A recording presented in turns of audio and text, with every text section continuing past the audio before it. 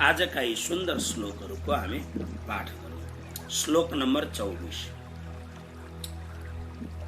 यसमा ब्रह्म यज्ञका कथन भनेर मैले अनुवादमा लेखेको छु।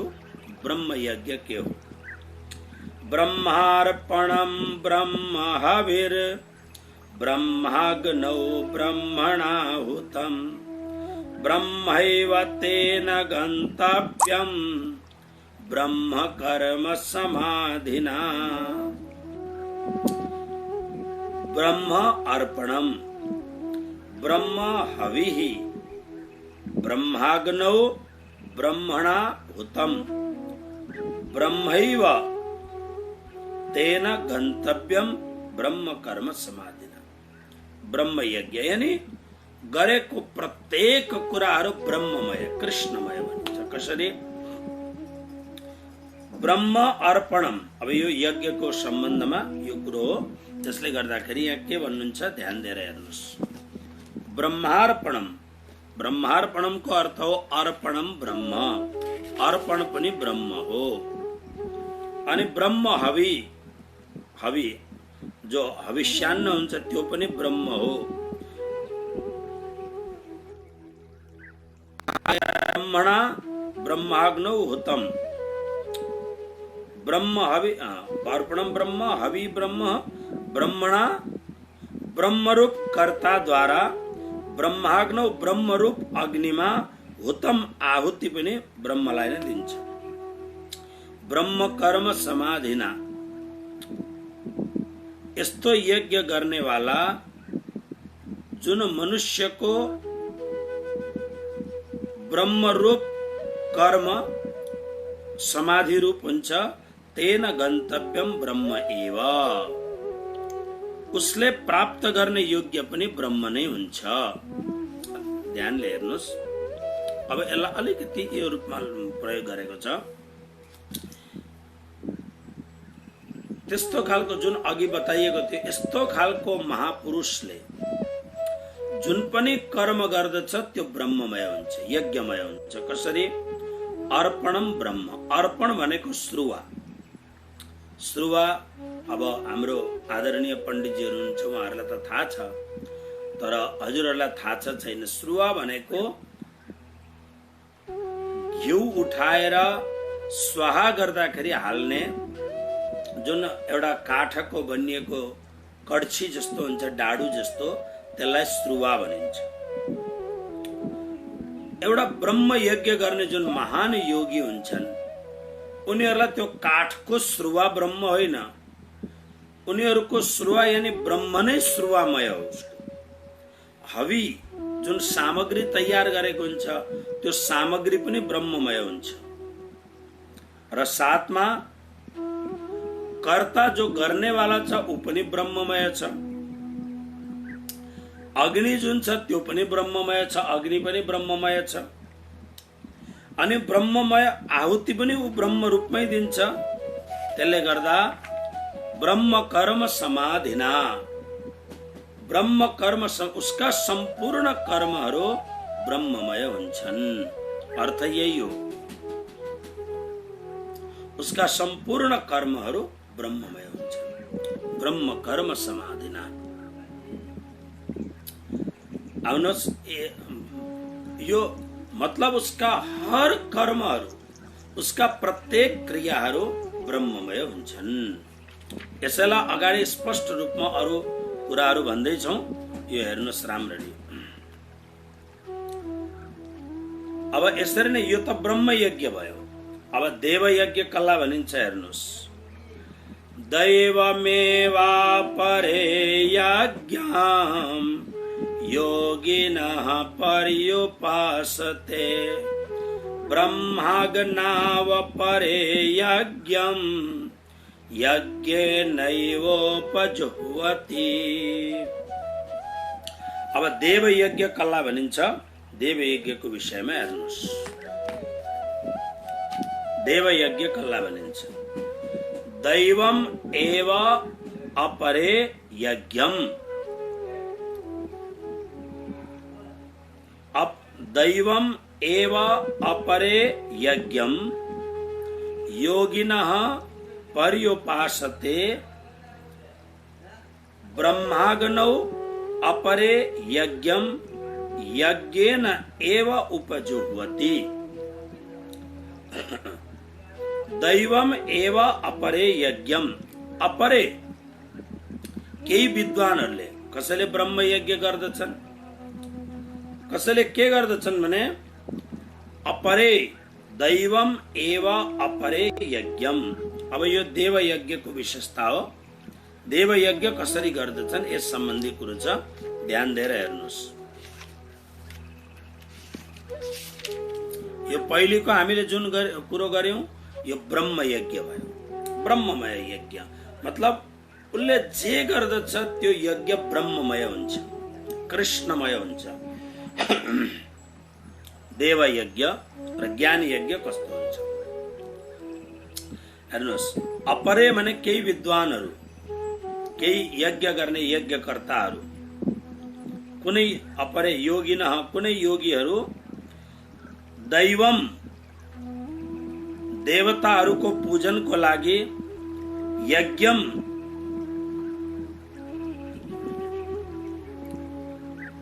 यज्ञम यज्ञको एवा नै पर्युपासते उपासना गर्दछन्। केही विद्वानहरू यस्ता हुन्छन् जो विद्वानहरू यज्ञको जो फिजिकल जो यज्ञ छ आहुतिपूर्ण यज्ञ यसैको अनुष्ठान गर्दछन्।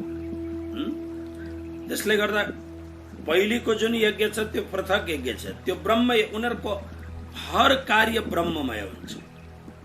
तर देवताहरूको पूजन गर्नेहरू जो विद्वानहरू जो योगीजनहरू हुन्छन् उनीहरू देवताहरूलाई विशेष मानेर देवताहरूको उनीहरू हवन गर्छ। जस्तो हामी हवन गर्दाखेरि इदम इन्द्राय स्वाहा इदम न मम, इदम सूर्याय स्वाहा इदम न मम, इदम वरुणाय स्वाहा इदम न मम, यिनीहरू देवताहरूलाई नै विशेष मानेर उनीहरू, किनभने यो जुन फिजिकल यज्ञ छ यो यज्ञको मूल उद्देश्य के छ भन्दा वेदमा एउटा शब्द छ स्वर्ग कामो यजेत। स्वर्ग काम, जसलाई स्वर्गको इच्छा हुन्छ उसले यज्ञ गर्ने। तर भगवत गीताको जो अभ्यासी छ स्वर्गलाई त उसले तुच्छ मान्दछ। भगवत गीताको 9 अध्यायको शायद 19 या 20 श्लोक होला। भगवान श्री कृष्णले अर्जुनलाई राजविद्या राजगुह्य योगमा भन्नुभयो, अर्जुन यज्ञ आदि कर्म गरेर पुण्य कमाएर मनुष्य स्वर्ग पुग्दछ, तर स्वर्गमा गएर अलिक समयसम्म स्वर्गको सुख उपभोग गरेपछि देवताहरूले उसको फाइल पल्टाएर तिम्रो पुण्य खत्म भयो, अब पुनः पुण्य उपार्जन गर्नका लागि मृत्युलोकमा जाऊ भन्छन्। अब जान मान्दैनौ। स्वर्गको सुख आनन्द भोग भोगेपछि उसलाई केही तकलिफै छैन।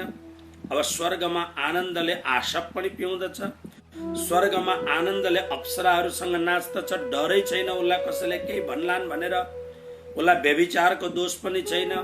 स्वर्गको स्वर्गीय सुख आनन्द उपभोग गर्दछ। अब यो आनन्दको उपभोगमा समय बितेको पनि उसले चाल पाउँदैन, किनभने जवानी बितेको कसले चाल पाउँछ?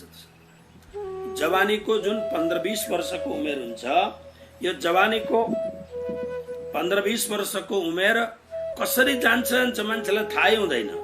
एकैपल्ट 50 वर्ष पुगेपछि मेरो उमेर 50 वर्षको भयो, अहिले त हिजो अस्ति जस्तो लाग्दछ। प्राय नेपालमा त अझै पनि 50 वर्षको 60 वर्षको मान्छेले अझै पनि चाह्यो भने विवाह गर्न खोज्दछ। त्यस्तो कतै ठाउँ हामी देख्दछौँ। भारतमा त नियम बहुत कडक छ, त्यसले गर्दा फिजिकल्ली त उसलाई अप्ठ्यारो हुन्छ यहाँनिर। तर प्राय हामी देख्दछौँ एउटा दुईटा, पहिले त 3वटा पनि हुन्थ्यो होला। त्यो कारण के छ भने उसलाई अनुभव अझै भएकै छैन कि म बुढो भएँ भनेर।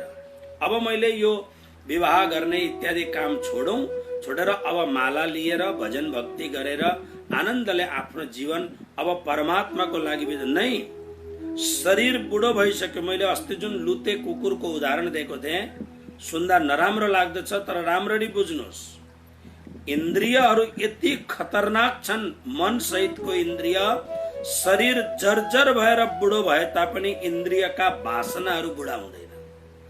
त्यसकारणले इन्द्रियका वासनाहरूले सधैँ नै संसारतिर नै खिचिराखेको हुन्छ, मान्छेलाई त्यो अनुभव हुँदैन। त्यसकारणले स्वर्गबाट आउने इच्छा हुँदैन। प्राणनाथजी भन्नुहुन्छ, सो डारी आसमान से पटकाए। स्वर्गीय व्यवस्थाद्वारा यो पुण्य खत्म भएको मान्छेलाई जबरदस्ती संसारतिर पठाइदिन्छ। पठाएपछि पुनः संसारमा आएर, त्यसकारणले यज्ञको मूल कुरो के हो भने स्वर्ग काम हो यजित। केही विद्वानहरूलाई स्वर्ग नै ठिक लाग्दछ, त्यसले गर्दा स्वर्गका लागि यज्ञ गर्दछन्। अपरे केही योगीजनहरू दैवम, देवताहरूको पूजन गर्नका लागि, देवताहरूलाई खुसी बनाउनका लागि यज्ञम एव, यज्ञको नै परिउपासते अनुष्ठान गर्दछन्। आज पनि यो यज्ञ गर्यो, भोलि पनि त्यो यज्ञ गर्यो। ब्राह्मणहरूलाई बोलाएर खूब यज्ञ गर्दछन्। तर अपरे अरू केही योगीजनहरू ब्रह्माग्नौ, परब्रह्म परमात्मालाई अग्नि मानेर, उनीहरू फिजिकल आगोलाई अग्नि मानेर होइन, परब्रह्म परमात्मा नै अग्नि स्वरूप हुनुहुन्छ भन्ने मानेर यज्ञेन, यज्ञद्वारा, कुन यज्ञद्वारा? अभेद दर्शन यज्ञद्वारा। अभेद दर्शनको मतलब पक्षपातदेखि रहित एकदम समदृष्टि रूप यज्ञ। आफ्नो दृष्टि साधनाद्वारा आफूलाई यस्तो बनाउँदछ उसले कि मेरो लागि कोही प्रिय पनि छैन, कोही अप्रिय पनि छैन, मेरो लागि कोही आफ्नो छैन, कोही पराय छैन, सबै वसुधैव कुटुम्बकम, मेरो लागि सबै आफ्नै आफ्नो, पक्षपात छँदै छैन। यसलाई पनि यज्ञ मानियो यहाँनिर। यस्तो खालको भावना रूपी यज्ञद्वारा यज्ञम उपजुह्वति, यज्ञमा हवन गर्दछन्। अब यज्ञमा यहाँ जुन यज्ञ भयो त्यो के यज्ञ भयो? यस्तो खालको यज्ञ भने आत्मयज्ञ। अब फेरि ध्यान दिएर सुन्नुहोस्, श्लोकको पूर्वार्धमा देवताहरू सम्बन्धी यज्ञ भयो, जुन हामी आगो जलाएर अग्निदेव प्रकट गरेर अनि विद्वान ब्राह्मणहरूद्वारा हवन कार्य गर्दछौँ। त्यो स्वर्गको कामना लिएर देवताहरूलाई इंगित गरेर गरेको यज्ञ भयो। श्लोकको उत्तरार्धमा यानी तल्लो लाइनमा एक समदृष्टि रूप यज्ञ, ब्रह्म यज्ञ नै भन्दा हुन्छ यसलाई पनि, त्यस्तो खालको यज्ञ यिनीहरू गर्दछन्। उनीहरूको के हुन्छ भन्दा परब्रह्म रूपी अग्निमा अभेद दर्शन रूप यानी समभाव रूप यज्ञ नै हवन गर्दछन् उनीहरूले। उनीहरू त्यही नै यज्ञ भयो। अर्को मतलब यो हामी यज्ञ भनेर स्वाहा स्वाहा जुन गर्दछौँ यो होइन। यज्ञहरू यस्ता यस्ता पनि यिनीहरूलाई पनि यज्ञ भनिन्छ भनेर भगवान श्री कृष्ण भन्दै हुनुहुन्छ। आउनुहोस् अर्को 26मा श्लोकलाई पाठ गरौँ। अर्को एउटा ब्रह्मचारीहरू कस्तो यज्ञ गर्दछन् र गृहस्थीहरूको लागि यज्ञ के हो त्यो ध्यान दिएर हेर्नुहोस्।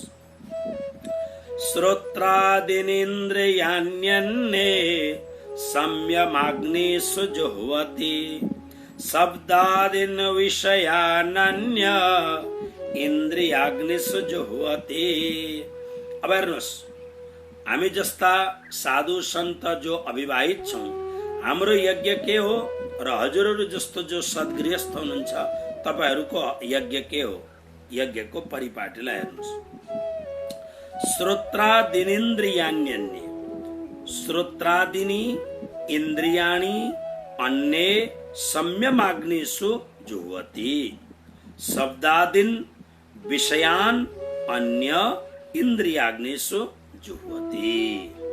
हेर्नुहोस्, श्रोत्रादिनी इन्द्रियाणि अन्ये, अन्य माने अन्य योगीहरू, अन्य अन्य अपरे, अन्य भनेको अरू, अलग अलग कसले कस्तो मान्दछ। केही विद्वानहरूले यस्तो कुरो मान्दछन्। अब अन्य शब्दको अर्थ हो केही विद्वानहरूले को कसले भन्दा जो ब्रह्मचारीहरू छन्, जो अविवाहितहरू छन्, जसले जीवनमा म अब यो संसारमा विवाह गरेर संसारको बन्धनमा म पर्दिन, म आफ्नो जीवनको उद्धार र मबाट जति हुन्छ समाजको उद्धार म गर्दछु भनेर जीवनमा एउटा प्रण लिएर जो व्यक्ति अनुशासित भएर आफ्नो उद्धारको लागि, आफ्नो ध्यान पूजनको लागि, आफ्नो संयम योग इत्यादिको लागि र आफूले जुन जानेको कुरो छ त्यो समाजमा वितरित गर्नका लागि जसले जीवनमा यस्तो खालको व्रत लिएको छ नै, म भगवत कार्यमा लाग्दछु भनेर यिनीहरूलाई अन्य शब्दले प्रयोग गरेको। यहाँनिर केही विद्वानहरू यस्ता खालका छन्। उनीहरूले के गर्दछन् भन्दा उनीहरूले अन्य यस्ता खालका योगीहरूले श्रोत्रादिनी इन्द्रियान, अब यिनीहरूको यज्ञ के हो ध्यान दिनुहोस्, श्रोत्रादिनी इन्द्रियान। श्रोत्रादिनी भनेको हाम्रा जति पनि इन्द्रियहरू छन्, मैले बार बार इन्द्रियहरूको नाम बताएको छु। 10 वटा इन्द्रिय छन् अनि 10 वटा इन्द्रियलाई आत्मासँग इन्द्रियबाट पाएको विषयलाई लिएर जाने 4 वटा भित्रका इन्द्रियहरू छन्। बाहिरका इन्द्रियहरूलाई ज्ञानेन्द्रिय र कर्मेन्द्रिय भनिन्छ। 5 वटा ज्ञानेन्द्रिय, ज्ञान इन्द्रिय, थाहा पाउने इन्द्रिय कुन?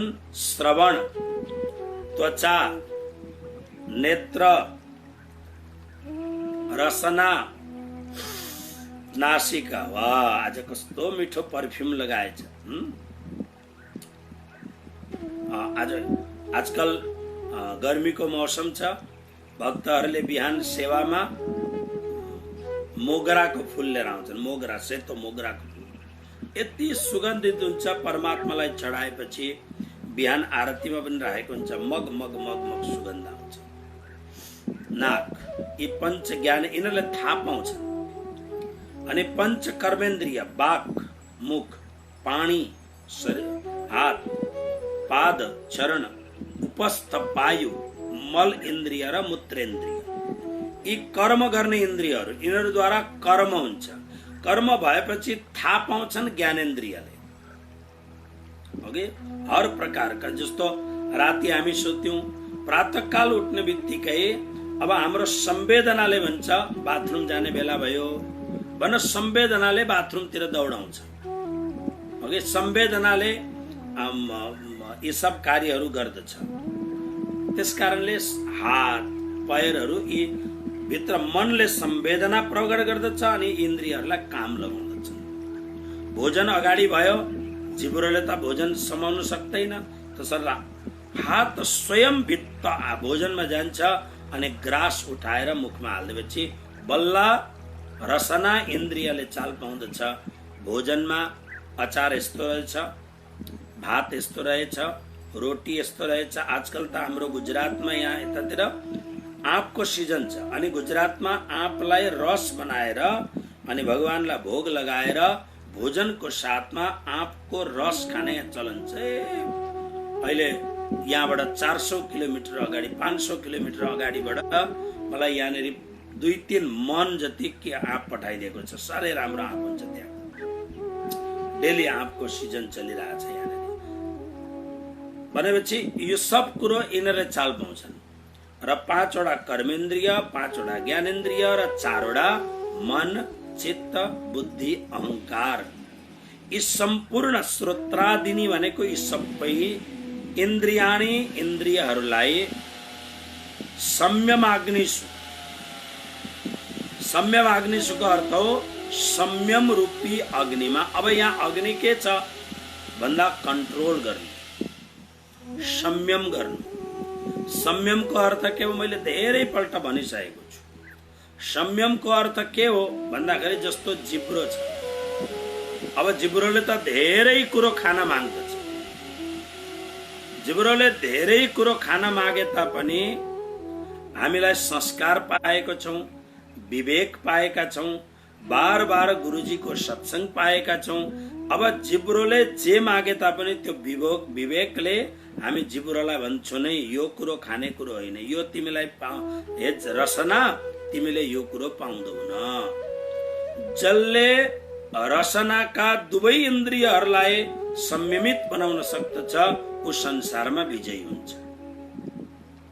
अब संयमको अर्थ त्यही हो कि जो जिब्राले धर्मपूर्वक, विवेकपूर्वक, संस्कारपूर्वक जे त्यसलाई दिनु पर्दछ त्यति दिनुको नाम त्यति दिने र नदिने कुरोको नाम उसलाई नदिने। जस्तै एउटा बालकलाई सर्दी खाँसी एकदम जुकाम लागेको छ, मैले धेरै गडबड गरेँ भने त यो के भन्छ कोरोना लाग्न सक्छ बालकलाई, त्यसले गर्दा यसलाई यी कुराहरू दिनु हुँदैन, मागे पनि दिइँदैन नि त, किन उ त संयम जान्दैन।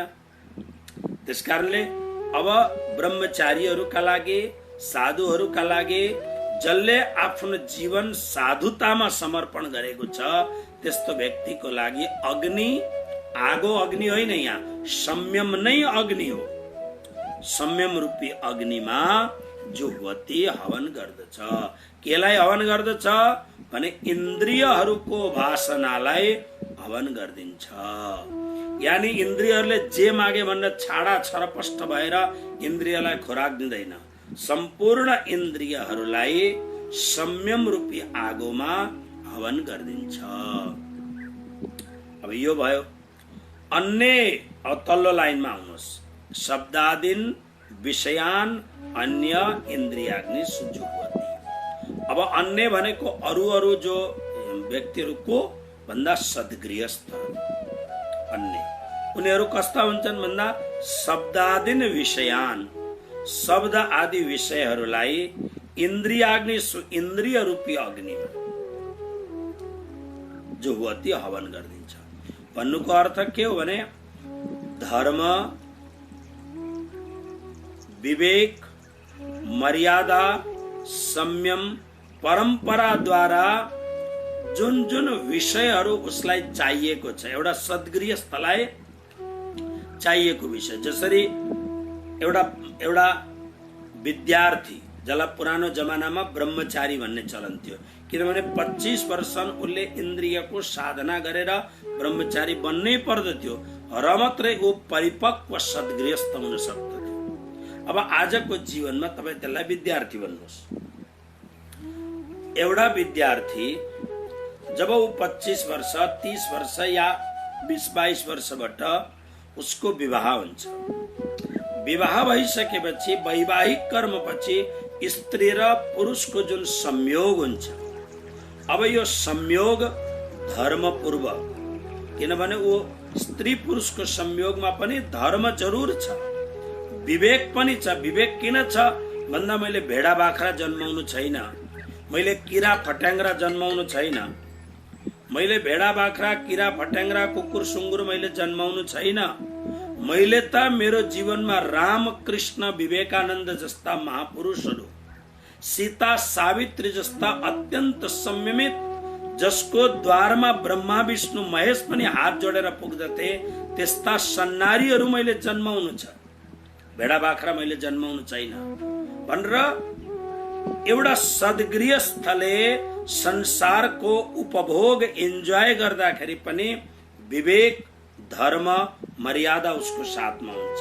त्यसकारणले पुरानो जमानामा मदालसा जस्ती माता, अनुसुया जस्ती माता, सती सावित्री जस्ता, सीता जस्ती माताहरू हाम्रो देशमा हुन्थे, जसको अगाडि भगवानहरू पनि घुँडा टेकिदिन्थे। भगवानले पनि आफ्नो अस्तित्व त्याग गरेर ती माताहरूको चरणमा दण्डवत प्रणाम गर्दथे। पुरुषहरूको स्थिति हेर्नुहोस्, कस्ता कस्ता दिव्य महापुरुष हुन्थे, देवता पनि आएर चरणमा दण्डवत लोटपोट गर्दथे, त्यस्ता ऋषि महर्षिहरू हाम्रामा हुन्थे। त्यसकारणले सद्गृहस्थको यज्ञ के हो भन्दा इन्द्रियहरूले मागेका शब्द आदि विषयहरूमा आफूलाई समर्पित गरिदिन्थे। मतलब इन्द्रियका भोगहरू जरुर भोग्दथे, तर त्यो उनीहरूको भोग पनि यज्ञ हुन्थ्यो। कसरी यज्ञ हुन्थ्यो? अमर्यादित भएर, अत्यन्त छाडा भएर, पशु पशु त बहुत संयमी हुन्छन्, पशु बहुत ठिक हुन्छन्। तपाईहरुले यदि गाई पालेको छ भने, भैँसी पालेको छ भने सबैलाई हेर्नुहोस्, बिराला कुकुर सुँगुर सबै संयमित हुन्छन्। एउटा बाँदर अलिकति संयमित हुँदैन, तर अरु सबै संयमित हुन्छन्। मात्र मनुष्य नै यस्तो खालको एउटा निरीह पशु हो जसलाई संयम सिकाउनु पर्दछ, जसलाई संयम बताउनु पर्दछ। नभए सबै पशु प्राणीहरू गाई कराउन थाल्दछन्, गोपाललाई थाहा हुन्छ यो गाईलाई के चाहियो, भैँसीलाई के चाहियो, घोडालाई के चाहियो, सबै कुरो एउटा। तर उनीहरूले मागेको कुरो चाल फेरि उनीहरू शान्त भएर उनीहरू आफ्नो जीवन निर्वाह गर्दछन्। मनुष्य मात्र यस्तो एउटा प्राणी हो, पशु भन्न पनि लाज हुने प्राणी हो, किनभने उसले आफ्नो मर्यादा नै चाल पाउँदैन। बार बार उसलाई विवेक पालन गर भन्नुपर्छ। त्यसकारणले त आज जन्मिएका बालकहरू, आज जन्मिएका बालिकाहरू किन सनातन धर्म प्रति अत्यन्त आग्रही पूर्वक सनातन धर्मलाई सेवन गर्दैनन् भन्दा उनीहरूको जन्म, उनीहरूको गर्भाधान संस्कार, उनीहरूको परवरिश पालन पोषण यो प्रकारले हुनै सक्दैन एउटा सामान्य ढंगले। त्यसले गर्दाखेरि एउटा सद्गृहस्थले यदि आफ्नो सद्गृहस्थ जीवनलाई संयम पूर्वक आफ्ना विषय इन्द्रियहरूलाई विषयमा लगायो भने पनि त्यो यज्ञ हुन्छ, उसको त्यही नै यज्ञ भयो, त्यही नै उसको पूजा भयो। एउटा सद्गृहस्थले राम्रो सन्तान प्राप्त गर्नुको अर्थ त्यो सन्तान धर्मका लागि काम हुन्छ। तपाईँ आफै विचार गर्नुहोस्, आज जुन नेपालमा गति छाडा काम भएको छ, गति छाडा काम, ब्राह्मणका छोराहरू हिजो अस्तिसम्म पुरोहित गर्ने ब्राह्मणका छोराहरू बाइबल लिएर कुरान लिएर हिँडिरहेका छन् मात्र पैसाको लागि। कारण के भयो भन्दाखेरि यी गति छाडा भए, यिनीहरूको परवरिश राम्रो भएन।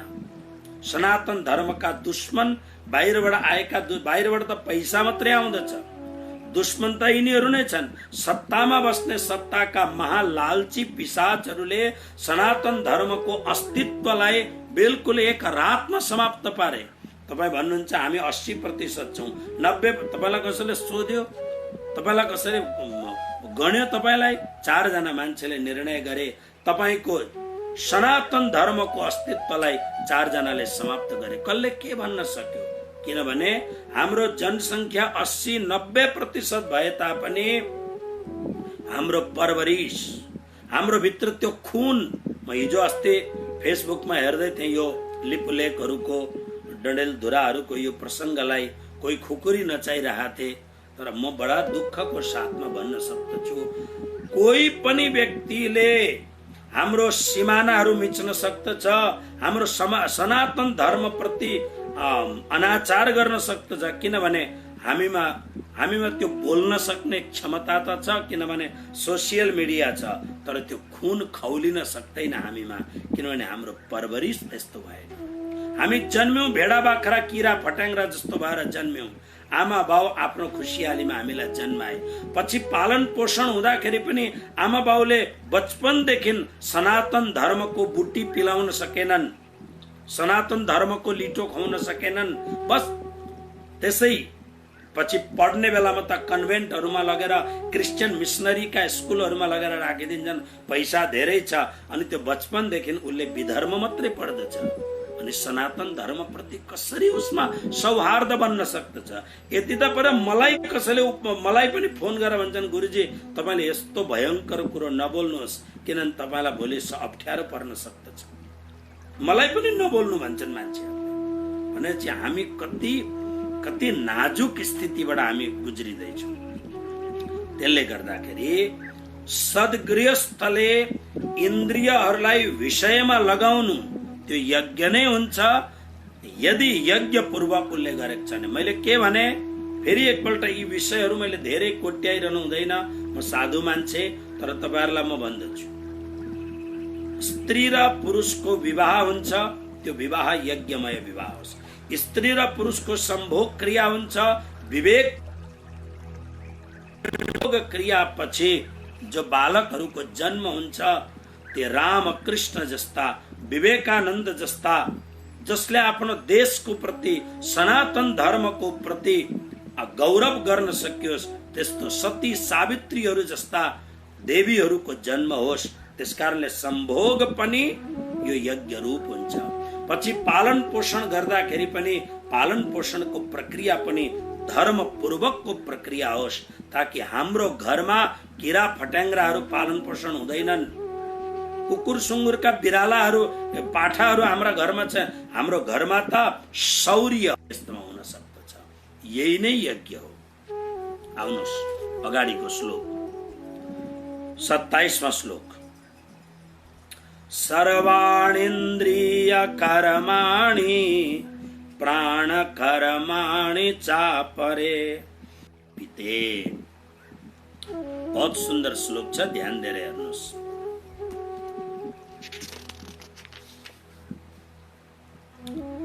अपरे केही योगीहरू कस्तो खालको यज्ञ गर्दछन्?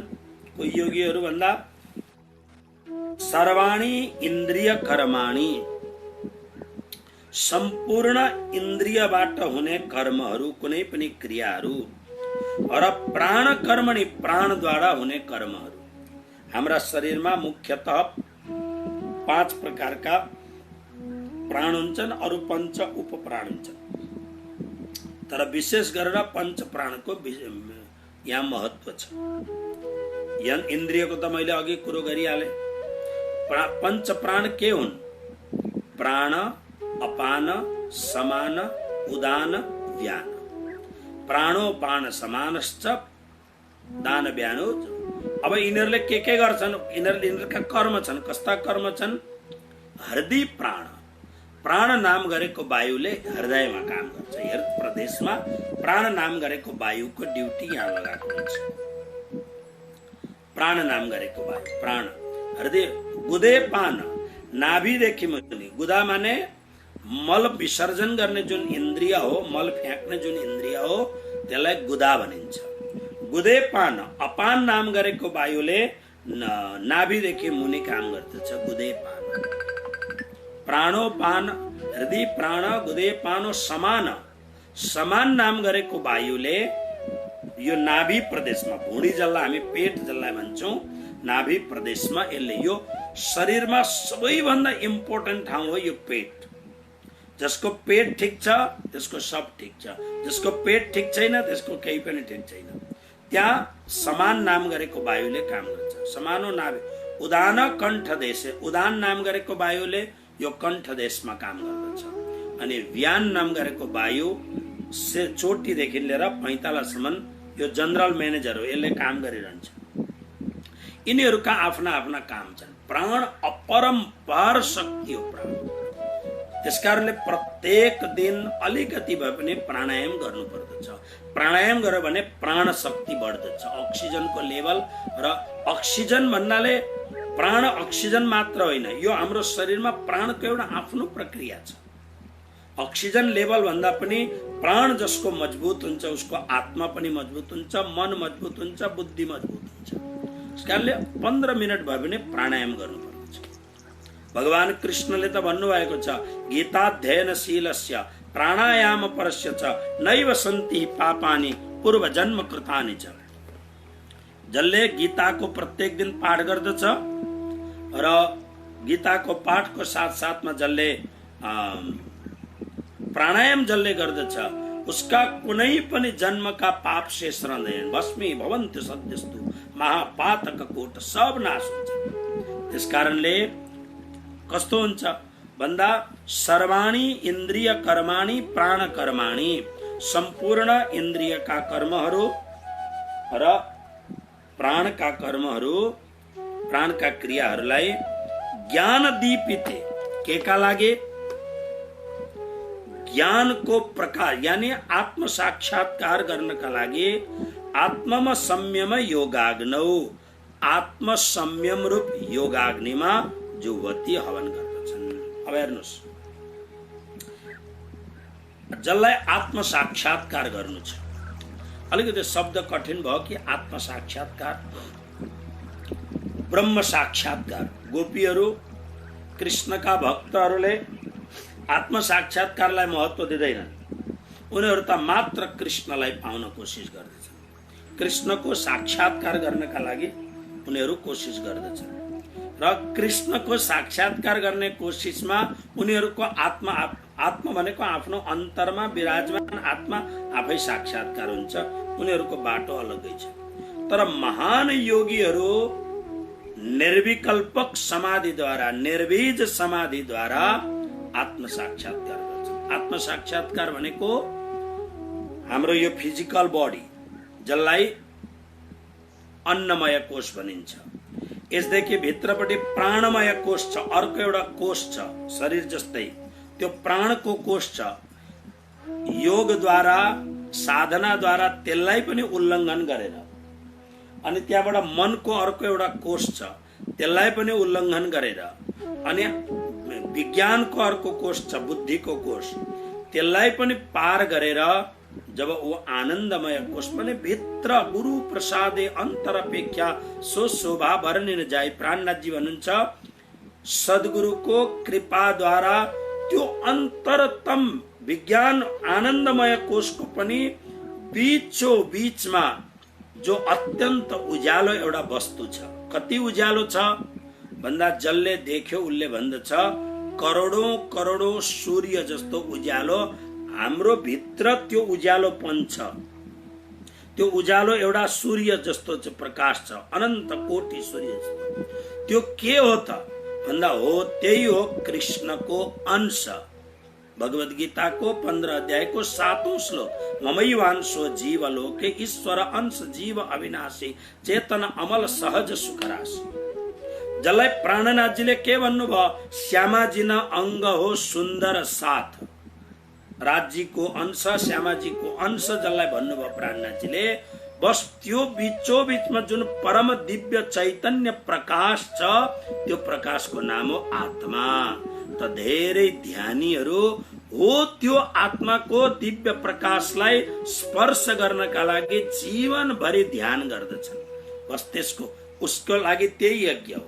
फेरि ध्यान दिनुहोस् के हो, अपरे भनेको केही विद्वान, केही योगीहरू सर्वाणी इन्द्रिय कर्माणी, इन्द्रियद्वारा हुने सम्पूर्ण कर्महरू, प्राण कर्माणी, प्राण अपान समान उदान व्यान, यी समस्त पंच प्राणद्वारा हुने सम्पूर्ण क्रियाहरू, ज्ञान दीपिते भनेको आत्म साक्षात्कारको लागि, यानी त्यो आफ्नो भित्र भएको ज्ञान रूपी प्रकाशलाई प्राप्त गर्नका लागि उनीहरूले कस्तो हवन गर्दछन्, आत्म संयम योगाग्नौ। आत्म संयम भनेको शरीरलाई पनि कन्ट्रोल गर्ने, इन प्राणहरूलाई पनि कन्ट्रोल गर्ने, मनलाई पनि कन्ट्रोल गर्ने, बुद्धिलाई पनि कन्ट्रोल गर्ने, अहंकारलाई पनि कन्ट्रोल गर्ने, संयम कन्ट्रोल गर्ने हो। यो कन्ट्रोल रूपी अग्निमा जो वती हवन गर्छन् उनीहरूले। अघि अर्को एउटा श्लोक एकपल्ट हेरौं अनि त्यहाँबाट अगाडिको विषय हेरौँला। हेर्नुहोस् एउटा श्लोक गरौँ। द्रव्य यज्ञस्तपो यज्ञ योग यज्ञस्तथा परे स्वाध्याय ज्ञान यज्ञ यज्ञश्च यतयः संसितव्रताः। अब हेर्नुहोस् कस्ता कस्ता यज्ञ छ। द्रव्य यज्ञ, तपः यज्ञ, योग यज्ञ तथा अपरे। अपरे भनेको केही योगीहरू, विद्वानहरू द्रव्य यज्ञ गर्दछन्। अब द्रव्य यज्ञ भनेको के हो, द्रव्य भनेको सम्पत्ति, आफ्नो सम्पत्तिको सदुपयोग गर्दछन्। एउटा हुन्छ दुरुपयोग, तपाईको पासमा पैसा धेरै छ, आए दिन पार्टी गर्नुहोस्, मान्छेहरूलाई बोलाउनुहोस् अनि मस्त रक्सी पिलाउनुहोस्, नखाने कुरो खुवाउनुहोस् अनि खूब आनन्दले डान्स गर्दछन्। रक्सी पिएको भरमा कसकी आइमै कोसँग नाच्दछन्, कसको मान्छे कोसँग, किन रक्सी भएको छ कसैलाई थाहै छैन, बेहोस छन्। त्यसले गर्दाखेरि यो खालको जुन एक खालको दुरुपयोग छ, यसलाई अत्यन्त घोर दुरुपयोग भनिन्छ। उपयोग जीवन तपाईको आफ्नो शरीरका लागि, आफ्नो परिवारको लागि, आफ्ना इष्ट मित्रका लागि तपाईको पासमा छ, तपाई त्यसलाई उपयोगमा ल्याउनुहुन्छ, यसलाई उपयोग भनिन्छ। यसले कुनै पुण्य हुँदैन, तर उपयोग राम्रो कुरो हो। र अलिकति बचेको बचाएर, शास्त्रमा त लेखेको छ कमाएको 10औं भाग भएन भने 6ठौं भाग यति त सेवामा लगाउनै पर्दछ। ओके, त्यसलाई भनिन्छ सेवामा तपाईँ लाउनु भयो, यो द्रव्य यज्ञ भयो। सेवा कस्तो भन्दा भगवानको सेवामा लाउनु भयो। भगवान, कति मान्छेहरूले भन्छन् नि म त मन्दिरमा जान्न, मन्दिरमा जानु पर्दा, मन्दिर पनि एउटा राम्रो ठाउँ हो, तर हाम्रो मान्छेहरूले मन्दिर पनि घिनलाग्दो बनाइदिन्छन् र अप्ठ्यारो हुन्छ। मन्दिरलाई स्वच्छ बनाउनुहोस्, साफ बनाउनुहोस्, राम्रो बनाउनुहोस्। यो मन्दिरमा जुन बलि दिन्छन् यो भन्दा घोर पाप केही होइन। तपाईँ विचार गर्नुहोस्, 4-10 वटा बाख्रा काटेर कुन लतपत भएको ठाउँमा कुनै पनि मान्छेलाई, राम्रो मान्छेलाई, जो खाने मान्छेलाई पनि तपाईँले उभ्याइदिनुहोस्, कहीँ चोक्टा फ्याँकिरहेछ, कहीँ रगत फ्याँकिरहेछ, कहीँ त्यस्तो घिनलाग्दो मन्दिरमा तपाईँ पुर्याउनु भयो भने त्यो मान्छे बेहोस हुन्छ, उल्टी आउँछ त्यो मान्छे। यो धर्म हो, यो त महापाप हो। यो मन्दिर स्वच्छ हुनु पर्दछ, मन्दिर पवित्र हुनु पर्दछ। जहाँ रगतै रगत भएको छ, यो कस्तो खालको सनातनी, हिजो आज आफूलाई सनातनी मान्दछन् र कति यस्ता खालका घोर सनातनीले के भन्छन् भने यी प्रणामीहरूले काहीँ पनि काट्न हुँदैन, मार्न हुँदैन भनेर मूल सनातन धर्मलाई बिगार्न आएका हुन् भने नि यी सनातनी होइन नि त पापी हुनिनहरू जसले यस्तो खालको कुरो गर्दछन्। सनातनी त्यो हो जसले अहिंसाको धर्म पालन गर्दछ।